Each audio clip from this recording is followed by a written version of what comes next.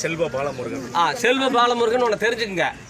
நீங்க இந்திய அரசியலமைப்பு சட்டப்படி அரசு பணியாளராக நியமிக்கப்பட்ட ஒரு அரசு பணியால் உங்களுக்கான ஊதியத்தை அரசு எங்களுடைய வரிப்பணத்திலிருந்து வழங்குகிறது. சட்டப்படியான ஆட்சி நடக்குது. உங்களுடைய வேலை ஒவ்வொன்றும் சட்டப்படியா இருக்கும். உங்க வேலை மட்டும் இல்லை, இவங்க வேலை உட்பட சட்டப்படி பண்ணலன்னா என்ன ஆகுங்கிறது இவங்களுக்கு தெரியும். இப்பதான் உன்னை நாங்கள் பயிற்சி கொடுத்துருக்குறோம். புரியுதா? நீங்களும் அதை ஞாபகம் வச்சுக்கோங்க. நீங்க ஒன்றும் கடவுள் அல்ல, அல்லது நீங்க ஒன்றும் அரசர் அல்ல. நாங்கள் ஒன்றும் உங்ககிட்ட பிச்சை கேட்டு வந்த ஆளுங்க இல்லை. புரியுதா?